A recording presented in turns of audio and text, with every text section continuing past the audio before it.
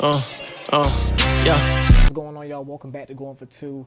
I am Key1 Humphreys. The NBA playoffs are officially upon us, and I wanted to hop on here real quick before the playoffs get started up on Saturday and talk about the first round matchups and give my predictions and give my thoughts on how the two teams match up against each other. But before I do that, y'all know what to do, man. Go ahead and hit that subscribe button, like, comment, subscribe, share with y'all folks, do everything that y'all know I need y'all to do. I'll wait a little bit. Just sub real quick. Appreciate it. Like the video too. All right. We're gonna start off in the Eastern Conference. Now, I want to start off in the Eastern Conference because I believe that these series is, well, the Boston Celtics, the number 2 seed, and the Cleveland Cavaliers are going to advance. There's no conversation that needs to happen regarding those two teams because I don't believe the Orlando Magic are gonna beat the Boston Celtics. And as much as I would love if the Atlanta Hawks can knock off the Cleveland Cavaliers, we are just not going to do that. I think both of them teams will win their first rounds pretty easily, pretty handily. And that's just that. It's not like how it is in the West.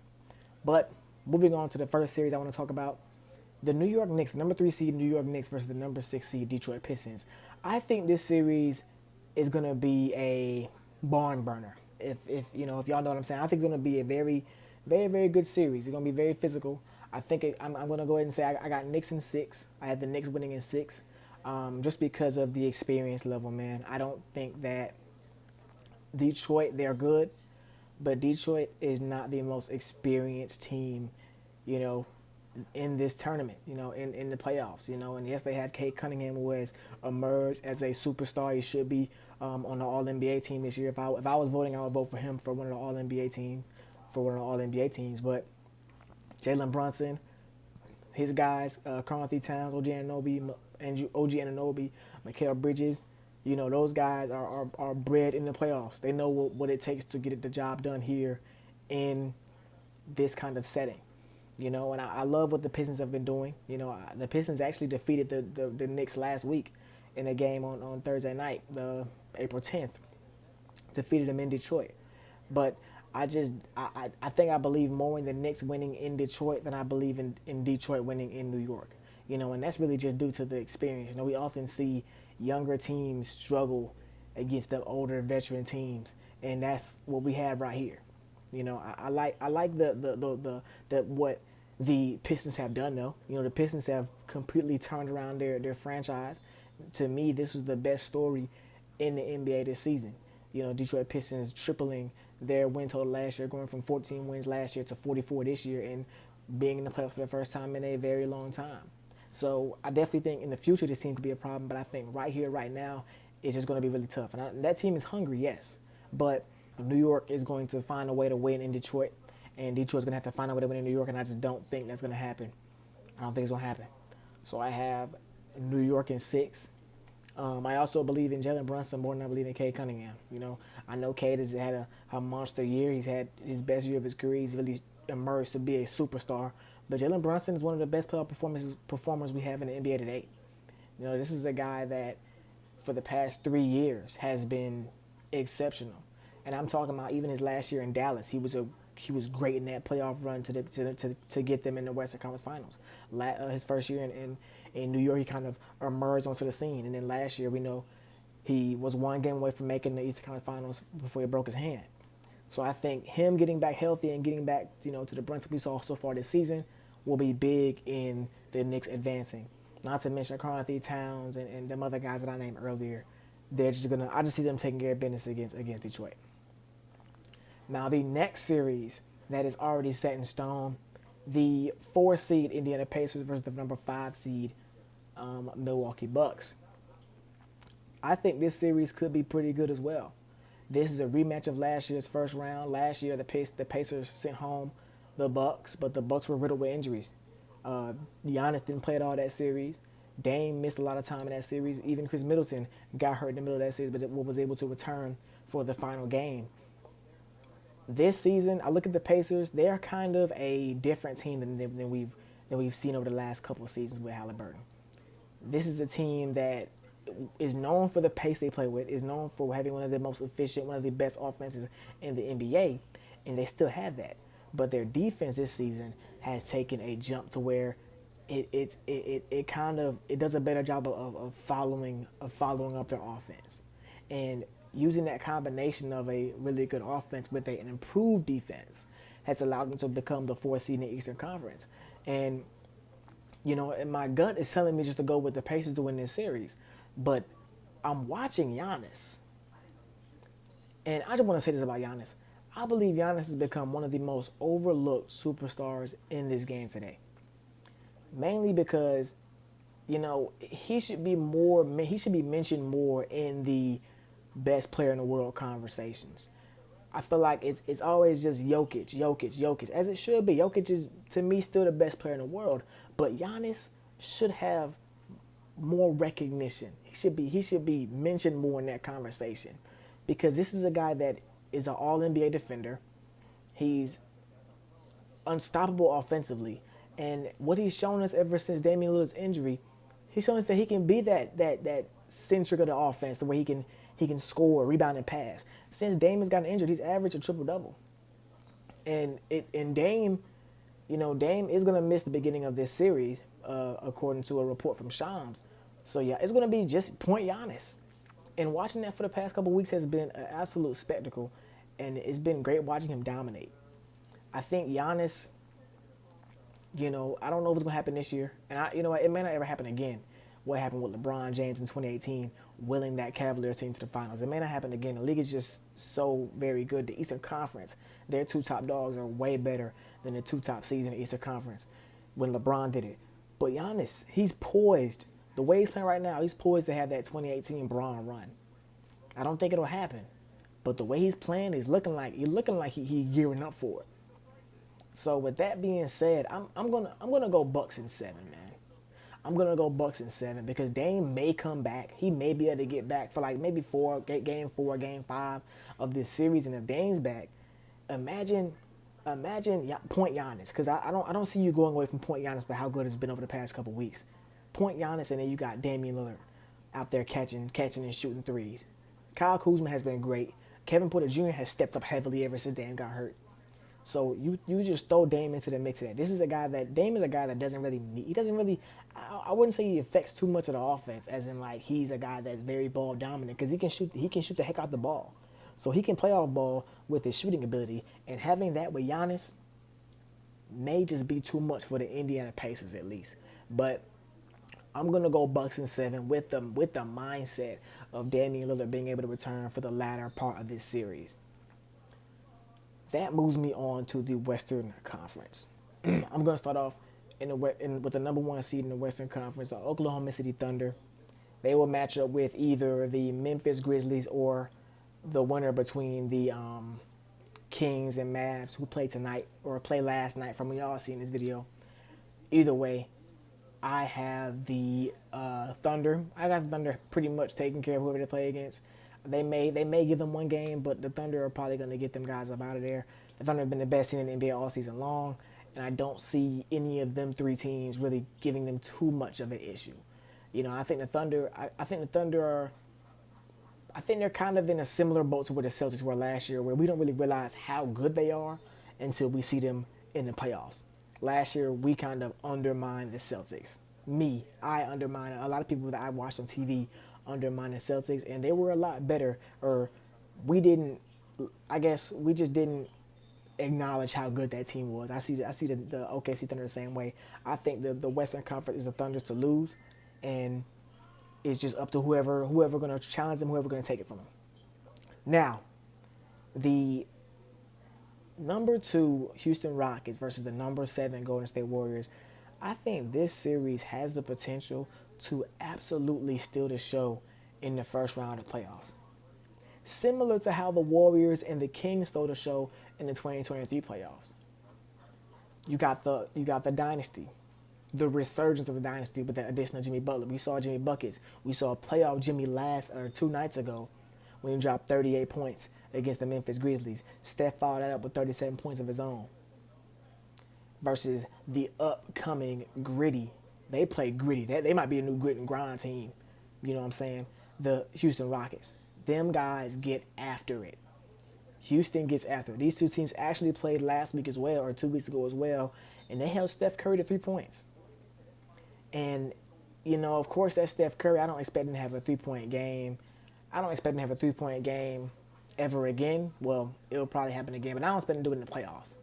But with the defenders, just the bodies that they can throw at Steph Curry, Amin Thompson, Tari Eason, Dylan Brooks, the bodies they can throw at Steph Curry, they're going to wear him out.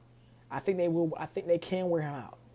But that is why it's ultra important that we see Jimmy Buckets, playoff Jimmy, the same way we saw it in the playing game against the Grizzlies. He's going to have to come out there to play. He's going to have to come out to play. And I'm interested to see if we see some Jonathan Kuminga in that series as well. Jonathan Kuminga has kind of fell out of the rotation for the Golden State Warriors for some odd reason. But the size of the Rockets is going to prove to be a problem for the Warriors. Just because of the fact they run Sengun and Steven Adams. They have a 50% offensive rebound rate, which means for every 2 shots that the Rockets shoot, they're getting the rebound on one of them. And that leads to their offense being really, really good because they're getting a bunch of second chance opportunities, a bunch of second chance points. And against a smaller Golden State Warriors team who runs a lot of small ball, a lot of possessions with Draymond Green being the 5, this could potentially be a big problem for the Golden State Warriors. So I think it's ultra important that they first of all, Steph Curry's got to be on one. And Jimmy Butler also has to be playoff Jimmy Butler. This is a toss-up to me. Man. So I'm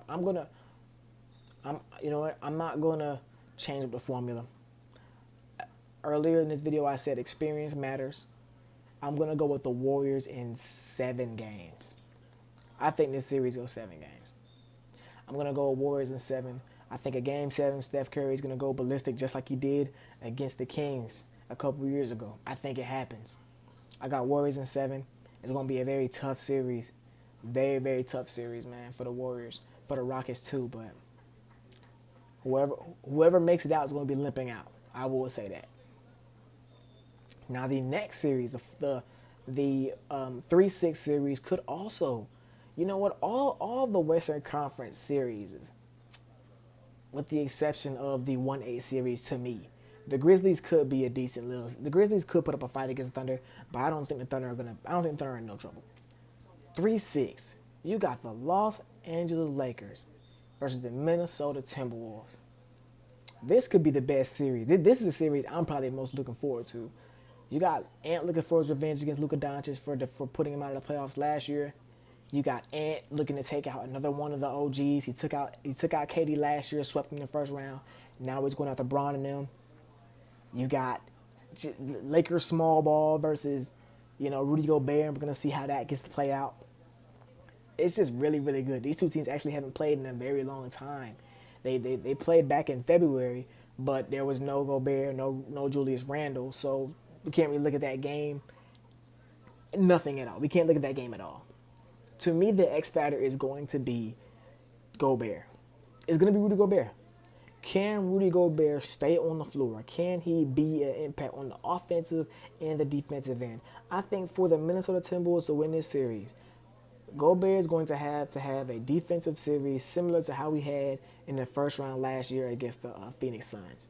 If you go back and watch the first round against the Phoenix Suns, they was attacking Gobert, but Gobert was able to slide his feet and get good contests on the perimeter shots by Bradley Beal, Kevin Durant, Devin Booker. He's going to finally do the same thing against Luka Doncic. Now, Luka Doncic is a guy that we got the footage.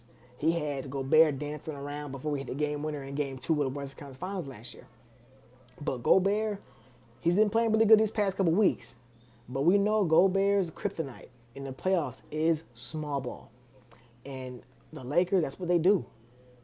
That's what they do. I'm concerned about Jared Vanderbilt because Jared Vanderbilt, of course, he's got to play. I want to say he's a game changer on defensive end because he can guard basically 1 through 5. But with Vanderbilt on the court, that is going to keep Gobert on the floor as well. I think Anthony Edwards as well. Anthony Edwards is also going to have to play out of his mind, and he can do it. Anthony's past couple weeks, when the season's been on the line, he's been having his 40, 30-point games. He's the league leader in 3-pointers made. If you would have told me that Anthony Edwards would have developed a pull up, would become the best pull up jump shooter in the NBA, I would look at you like you was crazy.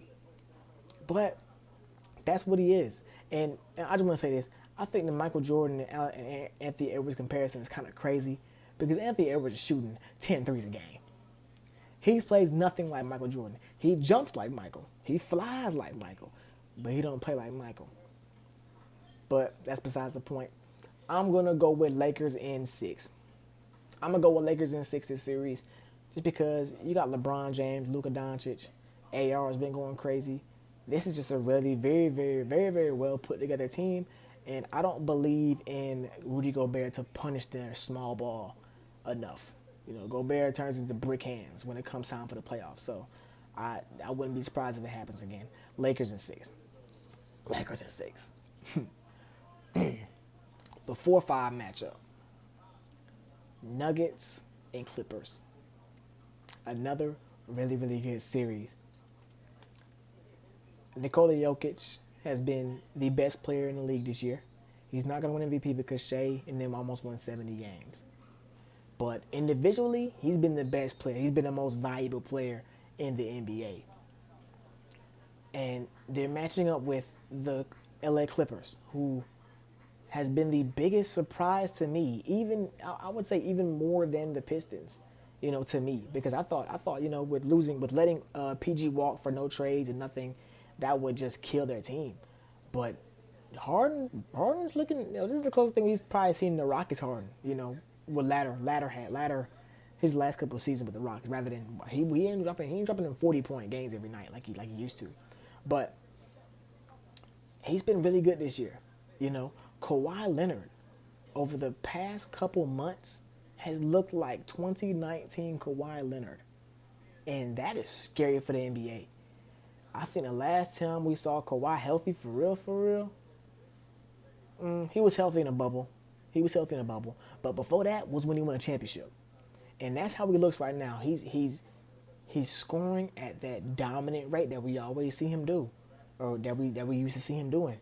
And I think if he can find a way to stay healthy, this team gonna be tough to put out. Not to mention Zubac. Zubac is an All-NBA player this year. I don't know how he gonna make it, but I think he should be on that third team this year. Zubac, most improved player, something. Give him something. He deserves it. He's become a dominant force in the paint that I don't know about y'all, but I did not expect him getting this good this fast at least. Or at least I didn't expect the jump that he had from last year to this year. I did not expect that at all. The Nuggets are also dealing with the firing of their coach. Mike Malone got fired 2 weeks ago, and it was really just a move to kind of, get the ball rolling, because they were probably going to get rid of him in the offseason, but they said, why not do it right now with a chance? The front office said that they did not believe that they would win the championship this year. And I think that's kind of crazy to think that you don't have the ceiling to win a championship when you got Nikola Jokic on your team. But that's besides the point. That's neither here nor there. But I got the Clippers in 7, just because the Nuggets they're in a absolute bad place right now. And when teams are in bad places, they get put out. I don't care who you got on your team. If you're not a team, you're not going to win. And that's what I see from the Nuggets. I don't think they beat the Clippers 7 times or 4 times. I understand they got home court, but no. Not with the way them Clipper boys been playing. I ain't even mentioned Norman Powell been averaging 21 points this year. He been going crazy too. But that's what I got, man. I think I hit all the series. I think I hit every single series for the first round. We're going to have reactions and recaps to these games. We're going to do what we got to do. Go Hawks. Hopefully Hawks can take care of business on Friday in the AC playing game and make the playoffs and make something shake. You know what I'm saying? Make something shake against them Cavs. But until next time, man, going for 2. We out of here. Yeah.